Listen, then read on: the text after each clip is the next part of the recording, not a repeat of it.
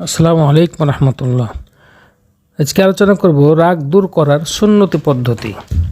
হযরত আবু যর গিফারি রাদিয়াল্লাহু তাআলা আনহু তিনি ছিলেন হুজুর পাক সাল্লাল্লাহু আলাইহি সাল্লাম ওনার একজন জলিলুল কদর সাহাবী। তিনি নিরিবিলি একাকী থাকাকে পছন্দ করতেন, তাই সুবজা নামক একটা জায়গায় থাকতেন। একদিন তিনি ওনার ক্ষেতে পানি দিচ্ছিলেন।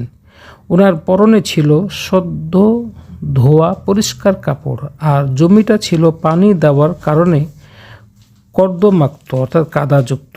এমন সময় একটা লোক এসে ওনাকে কিছু কথা বলল, তাতে ওনার খুব গুসা পয়দা হলে তিনি সাথে সাথে মাটিতে বসে পড়লেন। কিছুক্ষণ পরে তিনি সেই জমির মধ্যে শুয়ে পড়লেন, আর এদিকে সেই ব্যক্তি বিস্ময়ে হতবাক হয়ে ওনার দিকে তাকিয়ে চাইয়ে রইল।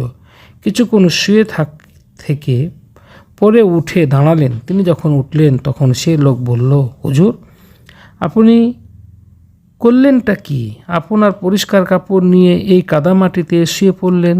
তিনি বললেন, দেখো, যিনি হুজুরে পাক সাল্লাল্লাহু আলাইহি ওয়াসাল্লাম ওনার একটা আদেশ মুবারক পালনার্থে আমি এরকম করলাম। হুজুর পাক সাল্লাল্লাহু আলাইহি ওয়াসাল্লাম তিনি আমাকে বলেছেন, হে হযরত আবু যর গিফারি রাদিয়াল্লাহু তাআলা আনহু, আপনি স্মরণ রাখুন, যদি আপনার কোনো সময় গোসা পয়দা হয় তাহলে আপনি দাঁড়ানো থাকলে বসে যাবেন, আপনার গোসা মিটে যাবে।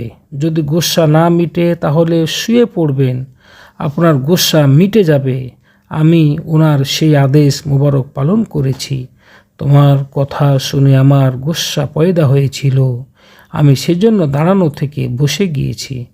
বসার পরেও আমার গোসা মিটেনি, আমি তখন মাটিতে শুয়ে পড়েছি, আমার গোসা মিটে গিয়েছে। সুবহানাল্লাহ। এভাবেই হযরত সাহাবায়ে কেরাম রাদিয়াল্লাহু তাআলা আনহুম ওনারা সব সময় সব অবস্থায় হুজুর পাক সাল্লাল্লাহু আলাইহি সাল্লাম ওনার সমস্ত আদেশ নির্দেশ মোবারক পুঙ্খানুপুঙ্খানুভাবে পালন করেছেন এবং কামিয়াবি হাসিল করেছেন। সুবহানাল্লাহ। আসুন আমরা রাসূলুল্লাহ সাল্লাল্লাহু আলাইহি সাল্লামের আদেশ নির্দেশ মেনে চলতে পারি এবং সেই রাগ গোসাকে আমরা দূর করতে পারি, ধৈর্য স্বীকার করতে পারি।